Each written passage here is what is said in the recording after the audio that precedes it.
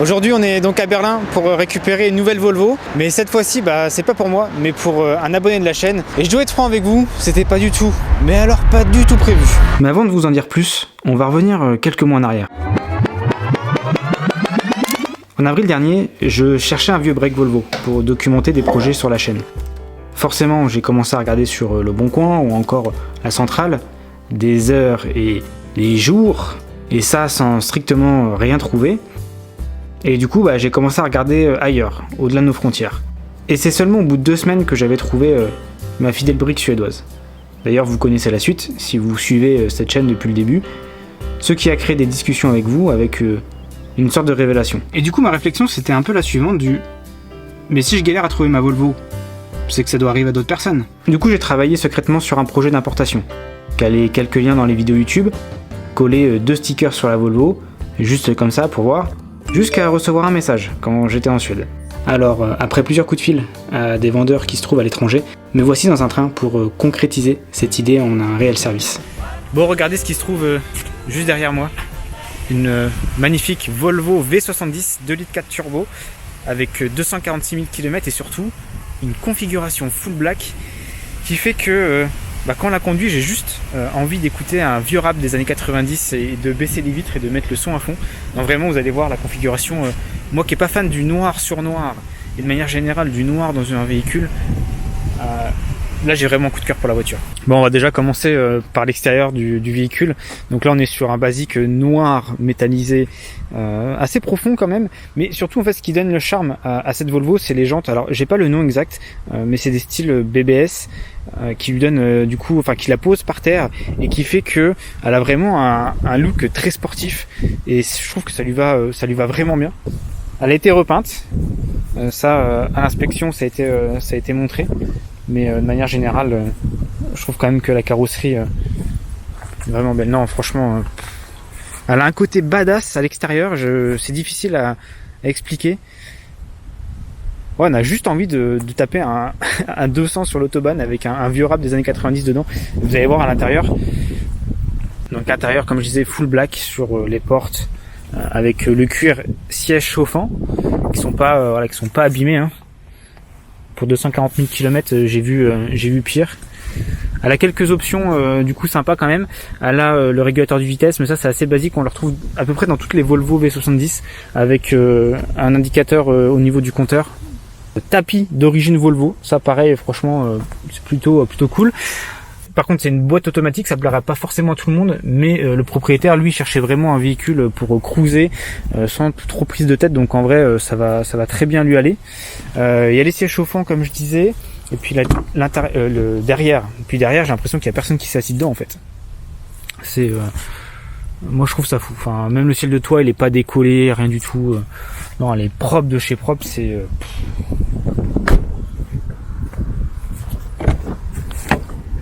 Puis l'arrière pareil, avec une roue de secours, une vraie roue de secours.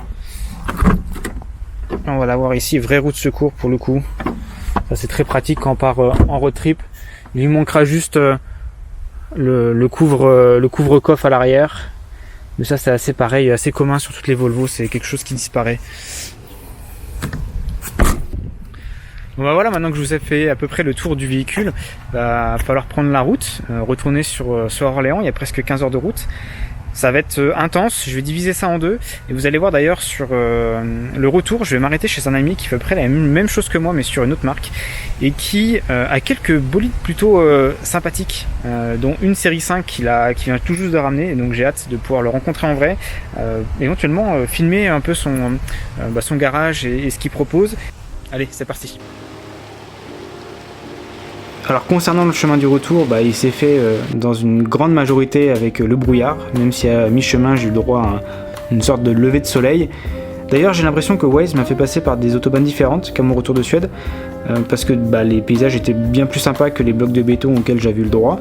Et surtout j'ai pu profiter de routes vallonnées où la pertinence de 2 litres 4 c'est vraiment exprimé.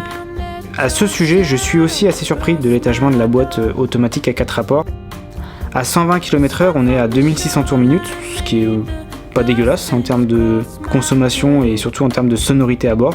En tout cas, après 1000 km dans le confort et un arrêt sur une autoroute allemande avec des trucs un peu bizarres à l'intérieur.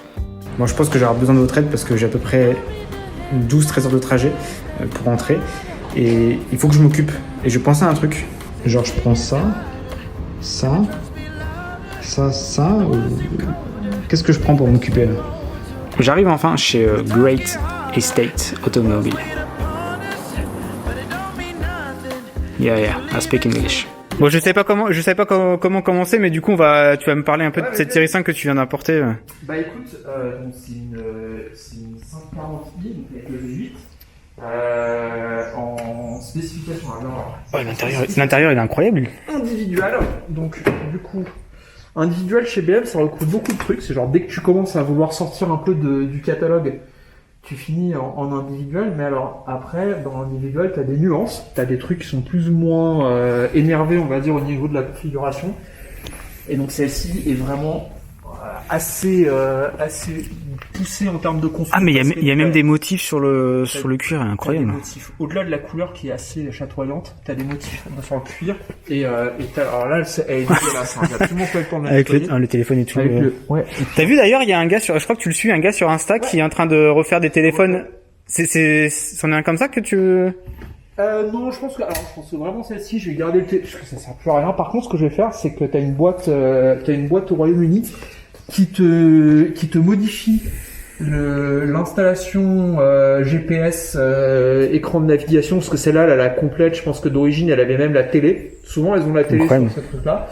Et donc, en fait, il modifie le boîtier tuner télé. Et tu te récupères un CarPlay Android Auto dans l'écran d'origine. Ok, ça c'est cool. Parce que souvent t'as la modif, genre tu mets une espèce de tablette Android dessus, mais moi j'aime moins. Un peu pionnière Alpine qui fait, t'as toutes les trucs, mais ça fait pas très incrusté dans la voiture, quoi. Alors t'en as qui s'adaptent plus ou moins bien, qui gardent l'aspect d'origine, mais là c'est vraiment genre full install d'origine, donc même en termes de qualité audio c'est mieux. Alors pour couronner le tout sur celle-ci, je te montre là. J'avais pas capté que t'avais vraiment ce cuir bleu à l'intérieur. C'est un bleu violet presque. En fait, officiellement c'est violet la couleur et le motif a un nom, ça s'appelle Pablo. Et c'est un truc que tu vois. Alors tu vois plus. Disons que cette config intérieure là, elle est plus courante sur E36, même si c'est déjà pas courant du tout. Sur E39, je saurais même pas te dire s'il y en a une autre comme ça. Genre, bon là, fais pas attention, elle est vraiment dégoûtante à souhait. Attends, mais même le tapis, il a des motifs. Moquette, C'est incroyable. Non, mais c'est oui, elle va beaucoup trop loin cette voiture. Et donc ouais, ces jantes incroyables. Pareil, c'est tout à fait d'époque. C'est sur le bon de commande d'origine de la voiture. Genre le mec a configuré ça. Parce que ça, c'est une première main du coup. C'est une première main. Ah ouais, en plus. C'est une première main. Elle a quasiment 300 000 km. Elle a 280 000. Mais elle a plutôt un bon historique. Elle a pas, a priori, elle a pas de défaut majeur. Elle a besoin de quelques trucs à revoir en carrosserie. C'est pas parfait, mais c'est globalement un exemplaire. C'est une base saine, on va dire, pour la reprendre, la remettre en état. Ouais, parce que toi, du coup, ici, parce que là, on peut voir qu'il y a le pont qui se trouve juste là. Moi, je remets en état. Tu remets en état à chaque fois. Je remets systématiquement en état. Parce que c'est des voitures que j'aime bien, sur lesquelles j'aime bien bosser, et la petite différence par rapport à ce que toi tu fais, c'est que moi je suis vraiment dans une logique achat-revente. Donc je vais acheter des exemplaires qui sont sains, mais avec généralement des travaux. Moi la blanche, la raison pour laquelle vraiment je l'ai adorée, c'est que c'est une voiture où j'ai tout l'historique. Ouais, ça c'est cool ça. Et parce que le gars qui l'a acheté, il a voulu ce combo couleur là. Attends, je vais te montrer d'ailleurs. En fait, c'est sa boîte de camion brut. Et donc en fait, une fois que tu as vu ça, tu as compris le combo couleur. Et en fait, il s'est fait la voiture au couleur de sa boîte. Et c'est vraiment fait un kiff. Ouais.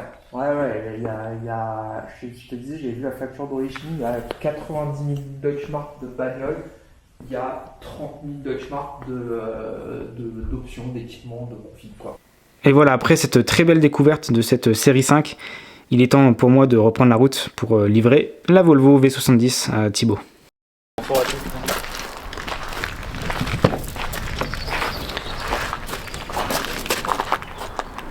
Incroyable.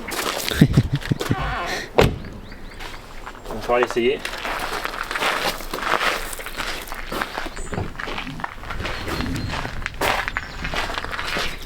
l'espace que tu seras rajouté en baissant les sièges là. T'as de quoi dormir convenablement. Ouais, c'est clair, putain. Voilà. Ce qui est drôle, c'est que tu vas débarquer ce soir chez tes parents et vraiment qu'ils sont pas au courant de... Et que tu vas débarquer avec ça. Bah, pour moi, c'est vraiment... C'est ce que je disais à mon pote hier, là, quand je suis arrêté chez Great Estate Automobile, que ça faisait la Volvo de Tupac. C'est vraiment avec ce côté très posé, noir, full black. Comment tu te sens d'avoir récupéré, d'être au volant là? Je suis content que le projet en fait il se finisse quoi. Ouais, c'est vrai que ça fait un petit mois qu'on était dessus pour trouver la bonne. Et puis tu vois, finalement, en termes de timing par rapport à ce que tu m'avais dit, ça a bien fonctionné. Bon, ça c'est de ma part. Qu'est-ce que c'est? Bah ouvre. Incroyable. C'est Noël avant l'heure. Mais c'est forcément en lien avec. Ouais, j'imagine.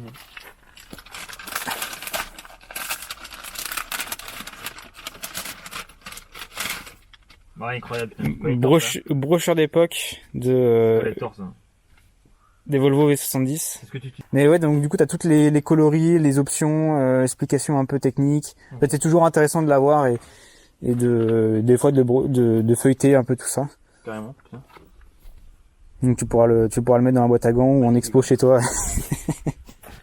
Allez, c'est parti.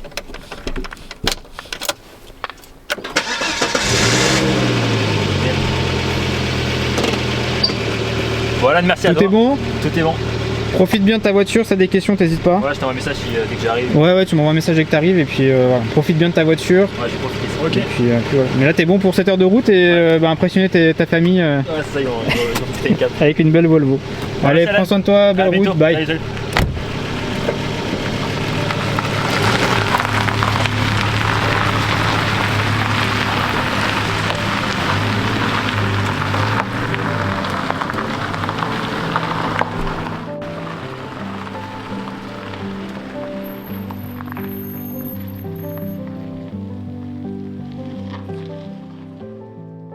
Et voilà, on arrive à la fin de cette vidéo avec la livraison de ce très beau Volvo V70 de litre 4 turbo à Thibaut avec la brume et le brouillard. Mais ça fait partie du jeu quand on vit en Sologne. En tout cas, je ne pouvais pas rêver mieux que de lancer mon projet Spaceball, qui est ma société d'importation de Volvo avec un abonné de la chaîne. Et même si ce n'était pas la configuration qu'il souhaitait, le fait qu'on ait tous les deux eu un coup de cœur vraiment sur cette config full black avec jantes sport, châssis sport, en fait, fallait pas la rater, quoi. Fallait la chercher. Et Thibaut en est très content, j'en suis très content aussi. Et du coup, j'espère qu'il va vivre plein de souvenirs et qu'il va pouvoir faire des centaines de kilomètres à bord de cette voiture-là, dans la sécurité, dans le confort, dans la souplesse de conduite, enfin, dans ce qu'est une Volvo finalement. Et si de votre côté, vous êtes aussi intéressé d'importer votre future Volvo en France, je laisse tous les détails en description de cette vidéo.